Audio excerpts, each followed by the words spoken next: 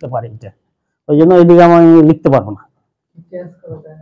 Transit মানে হলে পার হয়ে যাওয়া, ঠিক আছে। যেমন ট্রান্সফরমার আছে না, ট্রান্সফরমার কি হয়ে যায়, ওইখানে কিন্তু আসে, এখানে স্টোর হয়, স্টোর হয়ে কিন্তু আবার লোকালে সাপ্লাই হয়ে যায়, তাই নয়? এইরকম। তার মানে ট্রানজিটিভ ভার্ব হলো যে ভার্ব অর্থ সম্পূর্ণ করার জন্য অবজেক্ট ব্যবহার করে তাকে ট্রানজিটিভ ভার্ব বলে। তাহলে কি করবে, এখানে ভার্বের অবজেক্ট থাকবে, অবজেক্ট ব্যবহার করে। তাহলে ভার্বটা কি হলো, অবজেক্টের দিকে পার হয়ে চলে গেছে।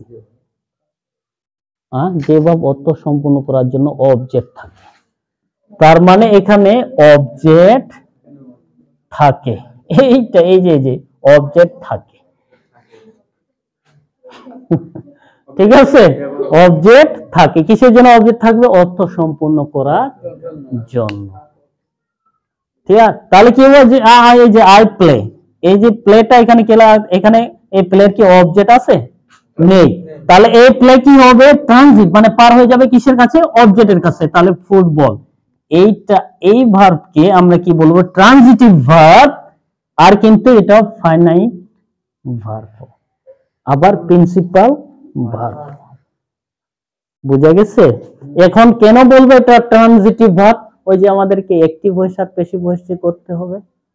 এই ট্রানজিটিভ ভার্বে শুধু আমরা প্যাসিভ করতে পারবো, আর না হলে আমরা সেটা প্যাসিভ ভয়েস করতে পারবো না। আমার কথাটা বুঝা গেছে? কেন আমরা ট্রানজিটিভ ভার্ব বলতেছি, এই জন্য আমরা এটা ট্রানজিটিভ ভার্ব বলবো। ট্রানজিটিভ ভার্ব যদি থাকে তাহলে সেটাকে আমরা অ্যাক্টিভ থেকে প্যাসিভ ভয়েস করতে পারবো, আর ট্রানজিটিভ ভার্ব না হলে সেটাকে প্যাসিভ ভয়েস করা যাবে। ওকে, তাহলে ইনট্রানজিটিভ ভার্ব কি করে, অবজেক্ট থাকে না, অবজেক্ট থাকে না, ঠিক আছে। তাহলে ইনট্রানজিটিভ ভার্ব অবজেক্ট থাকে না, সোজা জিনিস। তাহলে প্রবলেম হলো কি, এখানে আমরা যখন সেন্টেন্স লিখি প্রথমে কি লিখি, সাবজেক্ট প্লাস কি লিখি, ভার্ব লিখি প্লাস কি লিখি, অবজেক্ট লিখি। তাহলে এখানে ট্রানজিটিভ ভার্বে অবজেক্ট আছে, ইনট্রানজিটিভ ভার্বে কি নেই, অবজেক্ট নেই। এই জায়গাটা কিন্তু অবজেক্টের জায়গা, এটা মনে রাখতে হবে। তাহলে যদি বলি বার্ডস, এই যে বার্ডস মানে কি, পাখিরা, তাহলে ফ্লাই মানে উড়ে, ইন দা স্কাই। এই যে ইন দা স্কাই, এই জিনিসটা কি,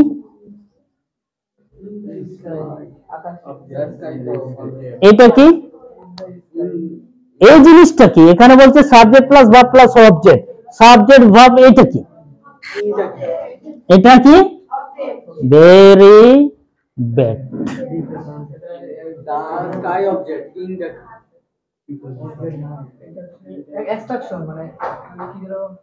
এক্সটেনশন, এটা হলো এক্সটেনশন, এটা অবজেক্ট নয়।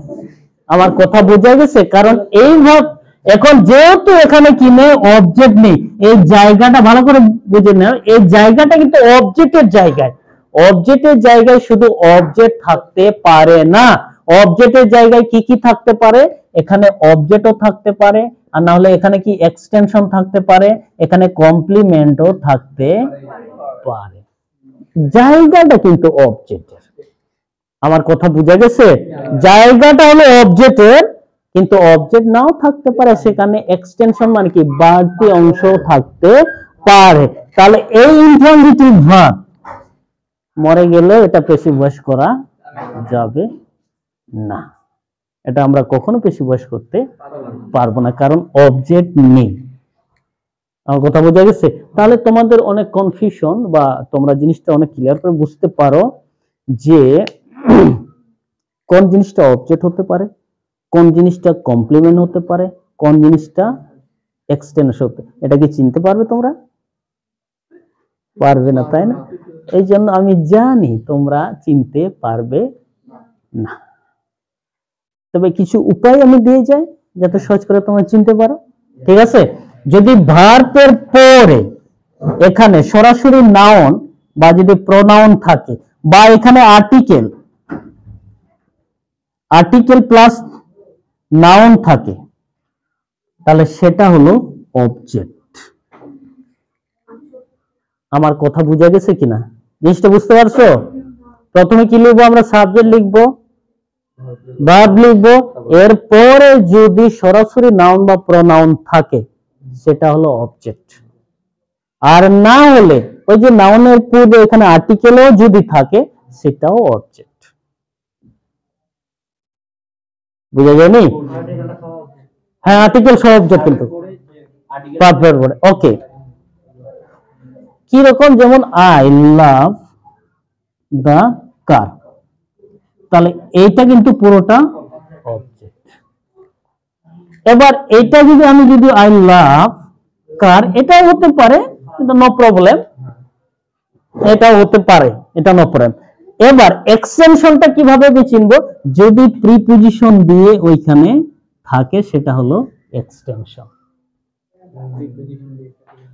ভার্বের পরে যদি প্রিপজিশন দিয়ে লেখা থাকে সেটা হলো এক্সটেনশন। Do you understand? বুঝা যাচ্ছে? ঘুম পাচ্ছে নাকি আবার কারো? অনেক ঘুমাচ্ছে নাকি? ঘুমাও ঘুমাও ঘুমাও, ভালো করে ঘুমাও, ঘুমাও সবাই ঘুমাও। ওকে, জিনিসটা বোঝা গেছে না? তাহলে কি হবে? অবজেক্টের জায়গায় ওখানে এক্সটেনশন থাকতে পারে। এক্সটেনশনটা কিভাবে চিনবো? যদি প্রিপজিশন দিয়ে লেখা থাকে সেটা হলো এক্সটেনশন, তাই নয়? আর আমরা অবজেক্ট কিভাবে চিনবো? সেটা যদি নাউন বা প্রোনাউন বা আর্টিকেল দিয়ে যদি লেখা থাকে সেটাও কিন্তু অবজেক্ট। এবার আর কমপ্লিমেন্ট, কমপ্লিমেন্ট জানো তো? কমপ্লিমেন্ট মানে কি? কাউকে বাহবা দেয়, কমেন্ট করে না, কমেন্ট করে না, সেটাকে বলছে কমপ্লিমেন্ট। যেমন ভালো যদি, ভালো মন্দ বিষয় যদি প্রকাশ করে, ওকে, হি ডিড ওয়েল, এই যে ওয়েল মানে ভালো, এটা হলো কমপ্লিমেন্ট। হ্যাঁ, ভালো মন্দ যদি এখানে শব্দ ব্যবহার করে সেটা হলো কমপ্লিমেন্ট। কমপ্লিমেন্ট মানে এই যে কারো কিছু মানে ভালো মন্দ যে কমেন্ট গুলো করে সেই রকম শব্দ যদি থাকে সেটা হলো compliment. You did very well, তাহলে এই ভেরি ওয়েলটা কি? কমপ্লিমেন্ট, অনেক ভালো করেছো। কথা বোঝা গেছে? ক্লিয়ার হয়েছে জিনিসটা? আর কোনো ডাউট আছে? কোনো ডাউট নেই? তাহলে কেউ বুঝতে পারেনি, ভেরি গুড।